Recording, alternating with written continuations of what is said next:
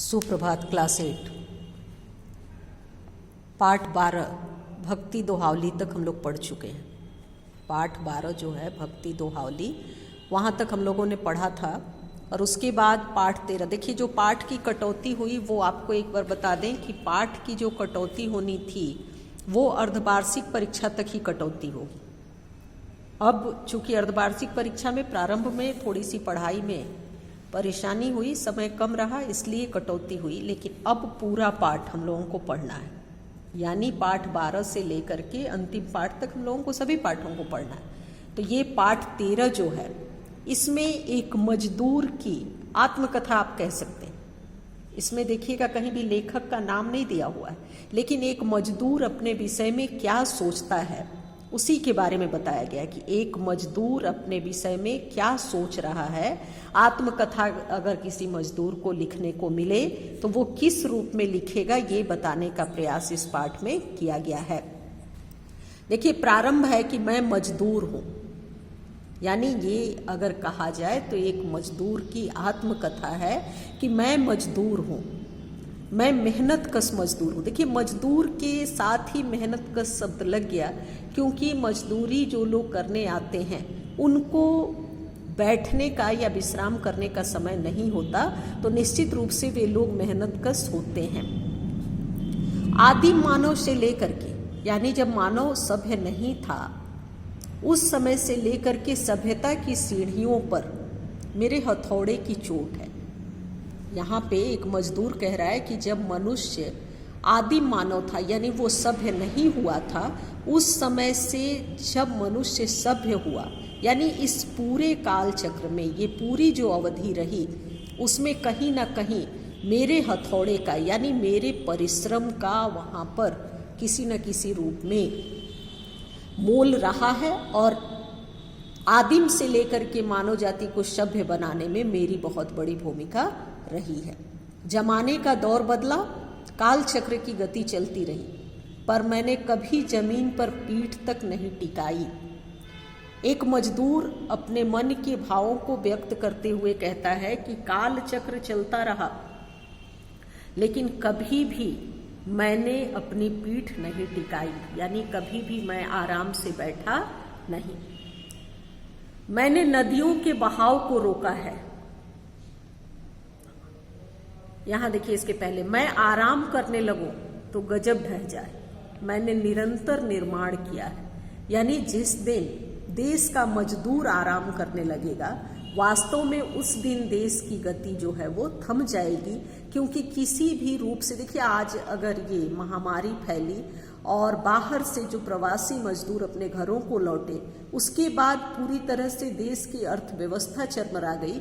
यानी कि देश की अर्थव्यवस्था को यदि पटरी पे रखना है, देश की अर्थव्यवस्था को यदि निरंतर आगे बढ़ाना है तो उसमें मजदूरों की बहुत बड़ी भूमिका होती है। लेकिन ये दुर्भाग्य है मजदूरों का कि उनको वो सारी चीज़ें नहीं प्राप्त हो पाती हैं, उनको वो सारी चीज़ें वो सुख सुविधाएं नहीं मिलती हैं। वो बड़े बड़े महलों को तो बनाते हैं, बड़े बड़े अपार्टमेंट, बड़ी बड़ी इमारतें वो खड़ी कर देते हैं, लेकिन उसमें से बहुत सारे मजदूर ऐसे होते हैं जिनको कि स्वयं फुटपाथ पे सोना होता है।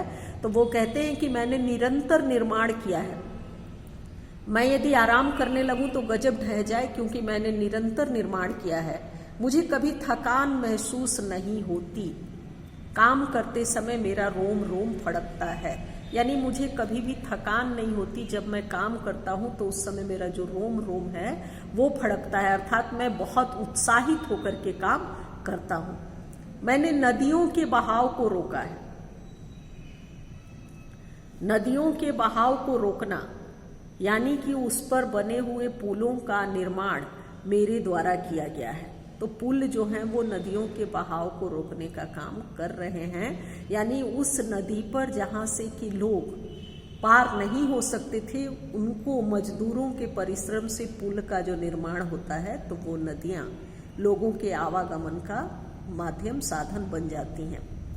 मैंने बड़ी बड़ी इमारतों को बनाया है। मजदूर कहता है कि मैंने बड़ी बड़ी इमारतों को बनाया है। इन लंबी लंबी सड़कों को किसने बनाया, यानी जो इमारतें बनी, जो सड़कें बनी, इसको किसने बनाया? कश्मीर की क्यारियों में केसर किसने उगाई? खेतों में सुनहरी फसलें किसने पैदा की? बताओ किसने? यहाँ प्रश्नवाचक चिन्ह है। एक मजदूर पूछ रहा है कि किसने, अंत में वो स्वयं जवाब ही देता है कि मैंने, केवल मैंने। यानी ये सारी जो चीजें हुई हैं वो एक मजदूर के परिश्रम का परिणाम है।